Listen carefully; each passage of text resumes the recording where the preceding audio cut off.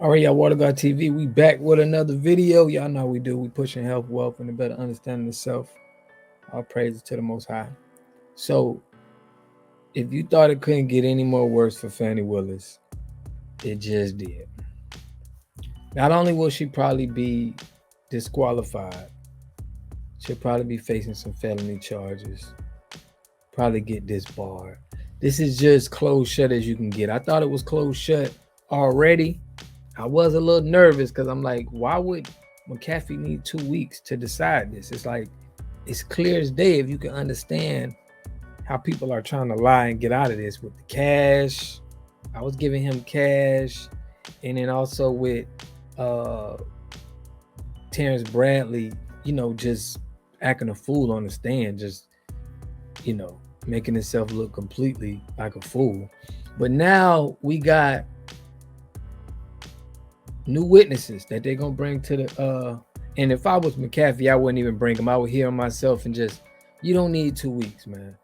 You don't need 2 weeks to investigate. You don't, it doesn't, okay, it's closed shut. So make sure y'all subscribe to the channel, hit that like button, push me in the algorithm. I appreciate it. So let's go over this article. And this article is by Daily Beast. Okay, so the article states that as Fani Willis' fate in the Trump election interference case rests in the hands of Georgia judge, defense lawyers say two more attorneys are willing to testify under oath that a witness told them that the Fulton County District Attorney's relationship with Special Prosecutor Nathan Wade began earlier than they've claimed. In their effort to disqualify Willis from the case and prove she began a romantic relationship with Wade before hiring him in November 2021, defense lawyers pushed their star witness, Georgia lawyer Terrence Bradley, to testify that he had personal knowledge that the affair began before the DA was sworn into office. But both times Bradley took the stand, he insisted that he could not recall when the relationship began and invoked his attorney's client privilege with Wade as his one-time divorce attorney. Now, with the hearing already over, two attorneys have said they are willing to testify that Bradley also told them Willis' relationship began with Wade before he went to work for the DA's office. Here's one. I talked to Mr. Bradley on 4 or 5, maybe 6 occasions. He couldn't have been more professional, Manny Aurora, who represented former Trump lawyer Kenneth Chesebro, told the Daily Beast on Tuesday. He was very specific and forthcoming and said the relationship started very early. Aurora said he spoke to Bradley when his team initially considered filing a motion about potential misconduct stemming from Willis and Wade's relationship. His team, however, ran out of time as Chesebro took a plea deal in October 2023 that may compel him to testify in the election interference case. A Tuesday motion asking to reopen the hearing for additional evidence states that Bradley told Aurora that the relationship began while Willis was running for district attorney and that she had Wade supervise her transition into office. The filing by the attorney for Trump's co-defendant Kathy Lathan also states that Bradley knew that Wade had a garage opener for an apartment where Willis briefly stayed. While on the stand, Bradley denied having any personal knowledge of Wade having a garage opener. Aurora told the Daily Beast he was surprised by Bradley's vague testimony and that if subpoenaed, he would be willing to talk about their clients' their chats under oath. So that was just not the same person I talked to, Aurora said. I was very disappointed. Cindy Lee Yeager, a Cobb County co-chief deputy district, also claimed she spoke with Bradley about Wade and Willis' relationship in a Monday motion. Lawyers for co-defendant David Schaefer state Bradley told Yeager that Wade had definitely begun a romantic relationship with Miss Willis during the time that Miss Willis was running for district attorney in 2019 through 2020. The filing states Yeager told defense attorneys that she also overheard Willis call Bradley last September after an article came out about how much money Mr. Wade and his law partners had been paid in the case. They are coming after us, Willis alleged told Bradley, according to Yeager's account detailed in the defense filing.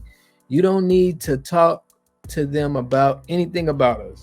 While the context of the alleged call is not immediately clear, it could call into question Bradley's assertion on the stand that he did not personally know Willis. My interaction with Miss Willis was never where I would pick up the phone and talk to her, he said. Fulton County Superior Judge Scott McAfee is set to rule on whether Willis should be disqualified from the case within the next 2 weeks. In the Monday filing, Schaefer lawyer asked McAfee to allow Yeager to testify in the event that the court reopens the hearing to receive additional evidence. Yeager watched Mr. Bradley's testimony before the court and became concerned as a result of the fact that what Mr. Bradley testified to on the witness stand was directly contrary to what Mr. Bradley had told Miss Yeager in person, the motion added. Wade and Willis both confirmed during the evidentiary hearing that they had a romantic relationship that began in 2022 and ended last summer. The two have denied any wrongdoing and pushed back on claims that Willis financially benefited from the affair because the two went on lavish vacations. The district attorney office did not immediately respond to the request for comment. So there y'all go. And it makes sense because Mr. Bradley told he didn't have to tell this. It was like he willingly wanted to tell this information because, you know, he had some dirt on Nathan Wade and Fani Willis. But that Fani Willis, somebody heard a conversation that she actually spoke to Bradley and told him that, hey, you don't need to say nothing about us. That it's just, we can see right through this, and people who he told that information to can see right through it. So it's up to McAfee, you know, and I think if he lets this linger on for 2 weeks, bro, get out of here, man. This you don't need this long. After these two testimonies and these people that's telling you what Bradley told them, and you see the text message, you can go look at the defense attorney's phone and she can show you the text message of what he said. What more do you need to investigate? The world and everybody see this, and we see that they're hiding something. They're trying to convince people to say different things on the stand. Fani Willis got on stand and she couldn't even keep it straight to the answers to the question that they were asking. She was going off and getting all emotional. They embarrassed themselves. So this will be a blemish on the court system, on Judge McAfee, if he gonna take this long, 2 weeks, to rule on this case. But let me know what y'all think in the comment section. Is this enough? Is it still some wiggle room where you feel like Fani them can get off on this? Because I think it's closed shut to me. But let me know what y'all think in the comment section, man. I'll catch y'all in the next video. Peace and love. Make sure you get your free water test at Envirely.com. Here we got Mr. Pollock. He had a cornfield. He took advantage of a free water test from us, and this is what we found in this water. We found sulfur, we found hardness, and we solved these problems with an easy fix of 2 tanks. So get your free water test today. Stay blessed. Click the link below.